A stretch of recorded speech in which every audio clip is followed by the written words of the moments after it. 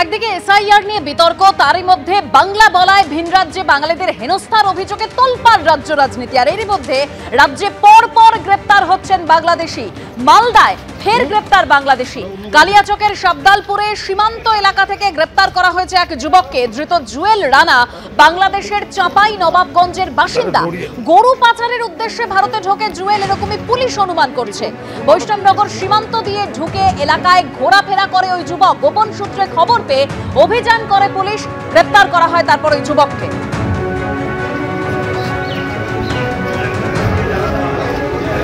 এখানে কার বাড়িতে ছিল?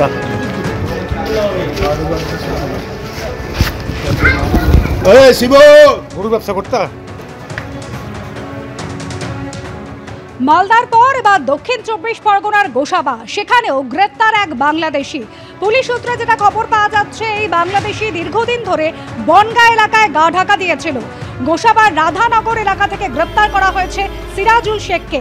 ধৃত বাংলাদেশের খুলনার কুলবেড়িয়ার বাসিন্দা। বছর 3 আগে অবৈধভাবে ভারতে ঢোকে সিরাজুল।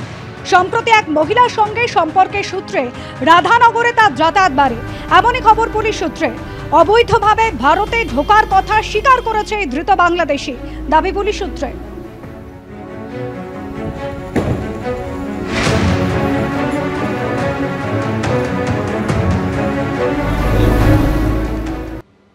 নবান্ন অভিযানের নামে শুভেন্দুর নেতৃত্বে অরাজকতা। শুভেন্দু অধিকারীর উস্কানিতে পুলিশকে মারধর, সরকারি সম্পত্তি নষ্ট করা হয়েছে। আক্রমণ করেছেন তৃণমূল সাংসদ কল্যাণ বন্দ্যোপাধ্যায়। শুভেন্দু অধিকারীর বিরুদ্ধে যাতে কোনো এফআইআর নয়, রায় দিয়েছিলেন বিচারপতি রাজাশেখর মান্থা। এই রায়ের জন্যই পরপর অপরাধমূলক কাজ করে যাচ্ছেন শুভেন্দু অধিকারী। মন্তব্য শ্রীরামপুরের তৃণমূল সাংসদের। যাদেরকে পিগসান বলে তাদেরকে বাংলা থেকে ঝেঁটিয়ে বিদায় করা উচিত। হাইকোর্টের নির্দেশে বিরোধী দলনেতা কত বড় ক্রিমিনাল হতে পারে মানুষ দেখছে, হাইকোর্টও দেখুক, মন্তব্য করেছেন তৃণমূল সাংসদ কল্যাণ বন্দ্যোপাধ্যায়।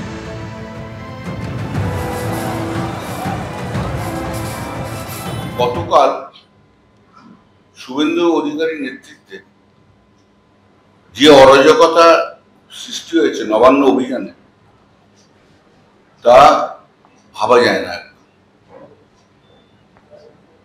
প্রচুর ক্রিমিনাল অ্যাক্টিভিটিস, পুলিশকে মার, সরকারি সম্পত্তি নষ্ট, সবকিছু করেছে। তারপর শুভেন্দু অধিকারী তো নিজে প্রভোগ করেছে আর খুব বিশ্রী বিশ্রী ভাষায় গালাগাল দিয়েছে। জাস্টিস রাজশেখর মান্থা একটা ব্ল্যাঙ্কেট ইন্টিম অর্ডার দিয়েছিল শুভেন্দু অধিকারীর ফেভারে, যাতে কোনো এফআইআর না হয়। আজ তারই প্রভাবে, সেই অর্ডারের প্রভাবে একটার পর একটা ক্রিমিনাল অ্যাক্টিভিটিস করে যাচ্ছে, একটার পর একটা ক্রিমিনাল অ্যাক্টিভিটিস। ভাষা কি, গালাগাল কি? কোন ভদ্রলোক এভাবে কথা বলে রাজনীতিতে? এদেরকে যারা এইসব পিগ বলে, পিগ সান বলে, এদেরকে ছেটিয়ে বিদায় করে দিতে হয় পশ্চিমবাংলা থেকে, ছেটিয়ে বিদায় করে দিতে হয়। জনতা দেখছে, মানুষ দেখছে, হাইকোর্টের সৌজন্যে একটা অপোজিশন লিডার কত বড় ক্রিমিনাল হতে পারে সেটা মানুষ দেখছে, হাইকোর্টও দেখুক। কল্যাণ বন্দ্যোপাধ্যায়ের এই মন্তব্য নিয়ে পাল্টা আক্রমণ শানিয়েছেন প্রাক্তন বিজেপির রাজ্য সভাপতি সুকান্ত মজুমদার। তিনি বলছেন কল্যাণ বন্দ্যোপাধ্যায়কে জেলে পড়া উচিত। কলকাতা হাইকোর্টের ওপর বেনজির আক্রমণ। তৃণমূল কংগ্রেসের 3rd গ্রেডের নেতাও করেননি। পুলিশকে দিয়ে কলকাতা হাইকোর্টের স্বতঃপ্রণোদিত মামলা করানো উচিত।